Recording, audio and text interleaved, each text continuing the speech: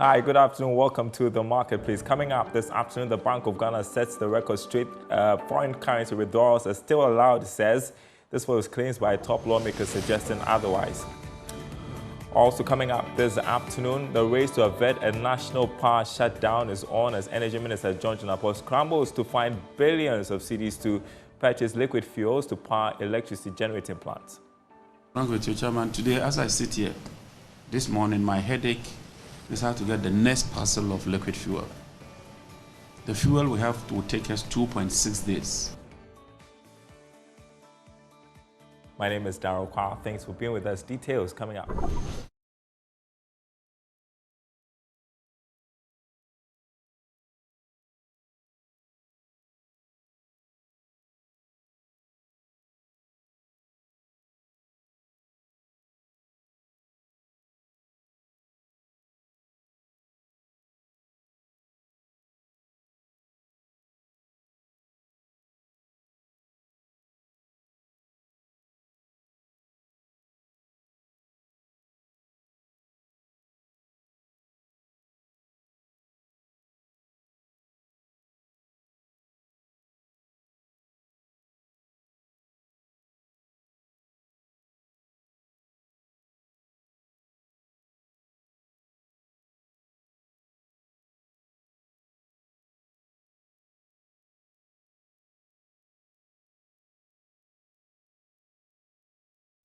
And thanks for staying with us, everyone. This afternoon, the Bank of Ghana is setting the record straight. Foreign currency withdrawals are still allowed. This follows claims by top lawmakers suggesting otherwise. In a statement, the central bank reaffirmed that customers can continue to access their foreign currency deposits, pushing back on remarks by Finance Committee Chairman and Bank of Ghana board member Isaac Adongo. The bank insists no changes have been made to existing rules governing foreign exchange accounts. Now, here's a look at the statement. It reads, pursuant to the Bank of Ghana's mandate under the Foreign Exchange Act 2006, Act 723, and associated notices, the Bank of Ghana wishes to inform the public as follows. 1. Over-the-counter cash withdrawals in foreign currency from foreign exchange accounts and foreign currency accounts are allowed. It goes on to say, for non-FEA and non-FCA account holders, forex purchases for travel outside Ghana are allowed, but capped at $10,000 or is equivalent per person per trip. This must be supported by a valid passport, visa, and confirmed travel ticket as indicated in the Bank of Ghana notice. As you see there, also checks and checkbooks may continue to be issued on FEA and FCA accounts. The bank has not contemplated reviewing these existing measures, or banks and the public are advised to take note and comply accordingly. So that's what the Bank of Ghana statement says. Joining me on Zoom is Head of Finance at Melbourne Capital, Nelson Kujo-Kwabeji. Good afternoon to you. First off, what are the implications of the Bank of Ghana's clarification on consumer confidence and financial stability? All right, thank you very much, Darren, once again for having me. I don't think there will be any direct implication for this directive. In every economy, the central bank is the regulator of the banking sector and, for that matter, stability of prices. I think this directive issued by the Bank of Ghana is just a complementary tool to help in stabilizing and sanitizing the forex market. Don't forget, the forex market is a market that is highly regulated, and so this directive just comes in to help the Bank of Ghana in sustaining the gains that we have made as far as the stability of our currency is concerned. Yeah, and this question based on the fact that there was some sort of misinformation yesterday regarding the withdrawals when it comes to foreign exchange accounts. And so based on this clarification, are we going to see an end to panic withdrawals? Because we got indications that some people were already beginning to wonder. Well, we may and we may not. We may because we have speculators within the market who may want to go and withdraw their cash, their forex quickly and hold them for their speculative purposes. And somebody may also decide to keep his money in his account for purposes of international transaction. So as to whether there will be a panic withdrawal, that will be dependent on the type of person that we are talking about. If the person is an international business person, he may want to keep the money in there. However, if it is for speculators within the black market, I think they may want to go in for their cash, keep them for their speculative activities. Yeah, and how swiftly the central bank responded to this tells you the sort of fear in the system when it comes to, the relative stability we've seen with the cedi's performance over the past few weeks. It also tells you that this is not exactly a situation that has been fixed. And so, going forward, what should we be doing to strengthen investor confidence in the cedi? All right, Daryl, you note that the functional currency of Ghana is the Ghana cedi. That is the currency that we have as a country. But it will interest you to know that certain sectors of the economy, they price their products in foreign currency, especially the international schools. Most of the international schools, their school fees are in dollars. You also realize that the real estate sector, their products are normally priced in dollars. Currently in Tanzania, there is a law that prohibits pricing of commodities other than the Tanzanian functional currency. So I think going forward, the Bank of Ghana should strictly implement its policies regarding prices of goods and services in Ghana strictly with the Ghanaian cedi, which is our functional currency. Once we are able to do that from the medium to long term, the stability that we are enjoying currently will be sustained into the long term. Yeah, and I just wanted us to just play the devil's advocate, just look at the situation where, let's say, for instance, what Mr. Adongo said were to be true. How beneficial was that going to be for us? All right, let me say this. I have schooled in North Africa, precisely Algeria. In Algeria, there was a regulation then that before you can withdraw your foreign currency in your account, there are 3 things you must submit to the bank, which the Bank of Ghana has also captured. The first one has to do with a valid passport. The second one has to do with a valid visa. And the third one has to do with a valid, and confirmed ticket. So I think what Mr. Adongo said and what the Bank of Ghana has also, issued out is just in the same light with the aim of stabilizing the cedi. The Bank of Ghana said that when people are traveling out of the country, per person, the maximum limit is 10,000. I think the Bank of Ghana with this directive is just helping to make available enough foreign currency for those who actually need them for their importation purposes. Should the central bank consider tightening or relaxing its foreign exchange rules? Well, I think for now, I would not suggest or advise the central bank to relax its, foreign exchange, policies, because it is as a result of these policies that we are enjoying relative stability of the Ghana cedi. And so I think that the policies should be, maintained. All the policies that they are implementing now regarding the foreign exchange market should be maintained so that the cedi can continue to have some muscle against the other foreign currencies. All right. Thank you so much, Nelson Kujokwagwedi, Head of Finance at Maybank Capital. Appreciate your insight this afternoon on the marketplace. Also this afternoon, a race to avert a national power shutdown as the Energy Minister, John Jinapor, is scrambling to find billions of cedis to purchase liquid fuels to power electricity generating plants. The minister told MPs on the Energy Committee that the country currently has less than 3 days of liquid fuel in stock. While some more fuel has been ordered, funds are not readily available to pay for this.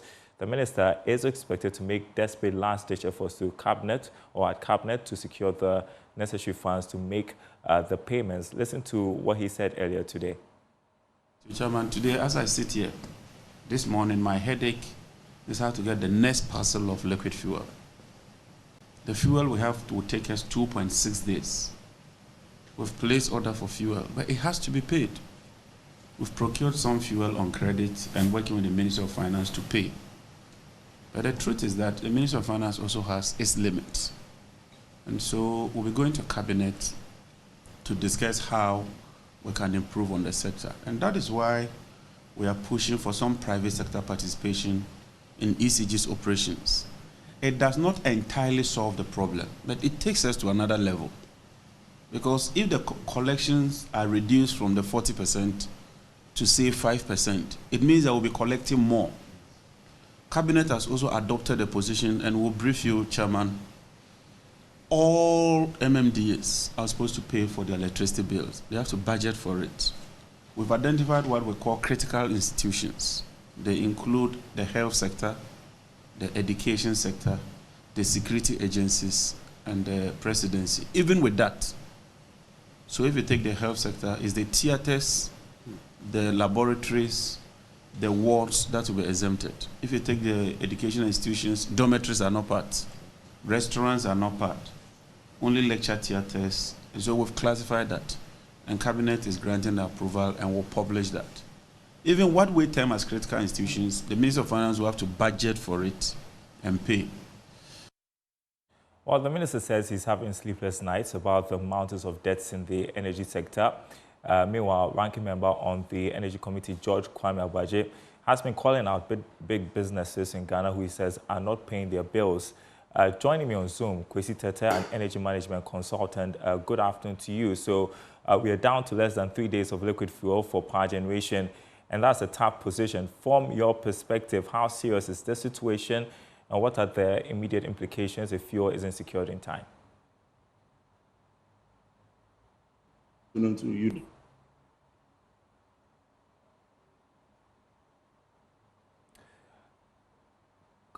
You may have to unmute, Kwesi. We can't hear you. Yes, can you hear me now? Yes, we can hear you loud and clear. Okay. So good afternoon to you, Daryl. Good afternoon to your listeners and your viewers. So it's very surprising to me how we got to this point. And I just ask myself, what is the way forward? Do you understand me? Because I just don't understand how Ghana as a country should get to this point. Because, for example, Daryl, let me use this analogy. If you are running your own grocery shop and you see that you are running out of stock, what do? Before you get there, you quickly have to make sure that you have restocked. You understand me? You don't have to get to that point where you are down to 2 days before you are trying to procure something. So it's very disturbing for us to get to this point. And that means someone is not doing his job well. You understand me? Someone is definitely not doing his job well. And right now, what do? We have to make sure that we get the person to do his job well. That's very disturbing. And we need to work on it ASAP because it's not the best. And all the sectors, I always say that the energy sector or energy in the economy is like oxygen to the human body. You understand me? When there's no oxygen in the human body, what happens? We know that you are going to die. So that's the same scenario that we are having here.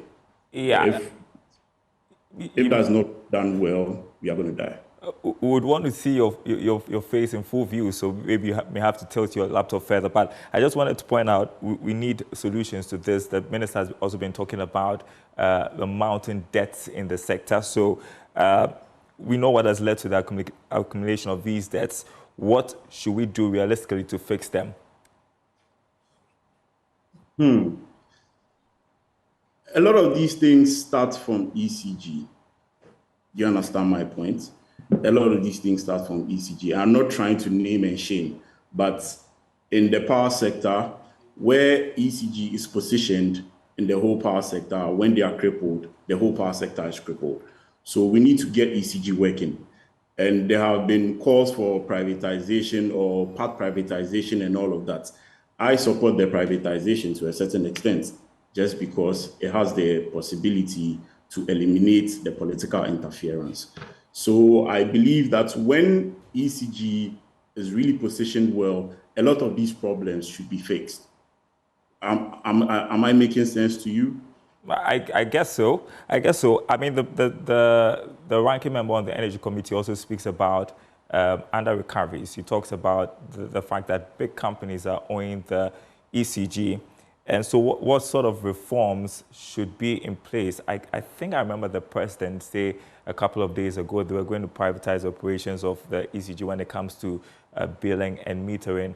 I mean, how do these things help salvage the situation? Yeah, this go a long way. And as I've said, it's not just about privatization or privatizing some part of it, but after the privatization, we need to put strict measures in place to make sure that the staff of ECG themselves are not just sinking the company down, because they have a part to play in it.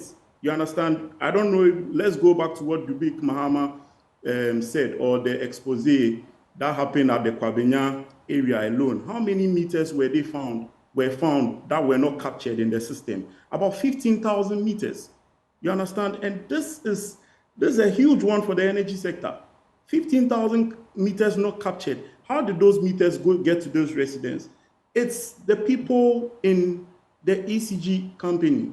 You understand me? So, as I said, the privatization can help, but the privatization alone cannot do it. Strict measures need to be put in place. When these strict measures are put in place, the ECG staff are now careful. They will not just be doing things to bring the company down. The politicians who feel like, okay, because I'm at this position, I can help people who are owing huge debts and all of that. And people will not just be going around doing illegal connections. You understand me? So that is the main thing. You understand me? We need to tackle that. When we tackle that, the problem will be solved. All right. Thank you so much, Kwesi Tete, Energy Management Consultant, joining us with his perspective to this story. You're watching The Marketplace. We're taking a short break. We will be right back.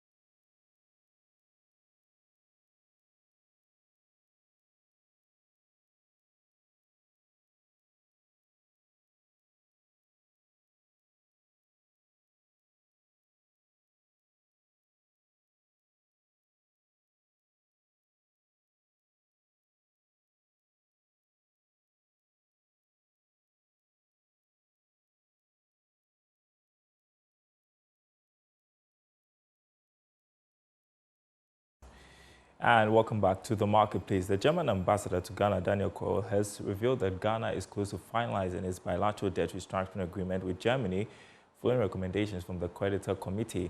Speaking with the CEO's time with the ambassador and the minister, event organized by the Ghanaian German Economic Association in Accra, Ambassador Cole expressed confidence that the deal will strengthen financial cooperation between the two countries and support Ghana's ongoing economic recovery efforts.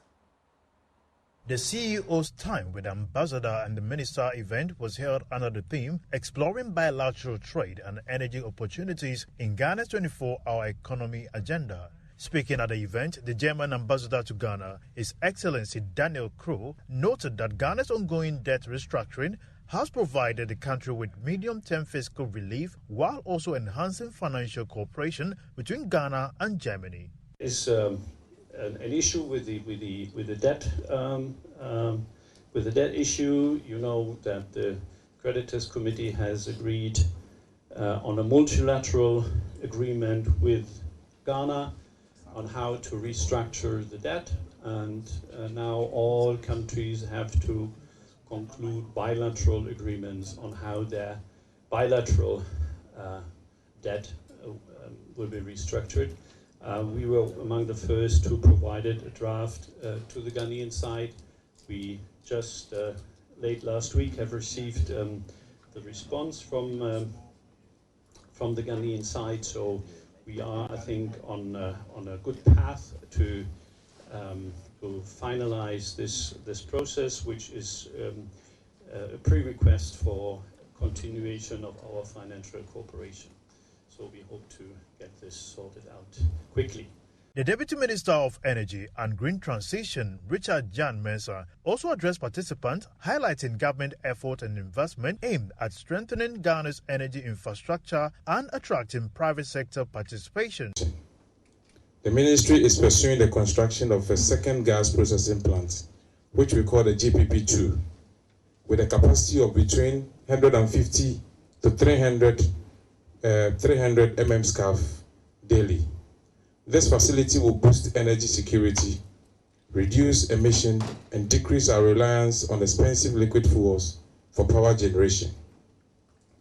Our second priority area is also looking at expanding or coming up with an offshore mooring facility, the second offshore mooring facility, and then storage facility for our liquid fuels. Plans are underway to build a new offshore mooring facility in Tema, and then expand the storage facility in Takoradi to reduce congestion and cut demurrage costs, and also ensure uninterrupted petroleum supply. Organized by the Ghanaian German Economic Association, the event brought together CEOs, institutional heads, government agencies, and key stakeholders from across Ghana's business and energy sectors to foster dialogue on economic growth and collaboration. Now, before we go, Director of ISA, Professor Peter Quartey, says recent calls for price reductions are justified following the appreciation of the Ghana cedi. Speaking to Joy Business at the launch of the Youth in Indigenous Enterprises in the Informal Sector, he said businesses should begin reflecting the stronger cedi in their pricing. It's justified to some extent in the sense that we know that in Ghana prices are sticky downwards. Anytime exchange rates depreciates, quickly traders increase. But as soon as it appreciates, then there's some sluggishness, slowness in reducing. But we also appreciate the fact that some have imported using the old exchange rate to import. So they need to sell, others are taking advantage, they are importing at a lower rate. So there could be some competition, and we should see some gradual reduction in the prices of goods and services. Let's also not forget that some take advantage. There are people who take cash in even when the exchange rate has not depreciated significantly. They always cite the exchange rate and keep increasing prices. So all of this we need to educate the market women, educate, just like Guta is doing, educate people on some of these things so that they don't continue to increase prices, artificially create higher prices. I think a lower price, sometimes if you reduce your price, you're able to even sell more. Ghana is noted for waste. In fact, I read that fruits, for instance, we waste so much of our fruits, we waste so much of our vegetables. Why? Because the prices are so high, people are not buying. So eventually it will go waste. So why not reduce the price slightly, sell everything, and then you can restock and be profitable. Well, on the subject of price reductions, my Joy Online, some major shopping outlets, supermarkets commence price reductions due to the city's appreciation. Also, you can withdraw dollars over the counter. Bank of Ghana clarifies. myjoyonline.com/business. My name is Darryl Kwao. Thanks for watching.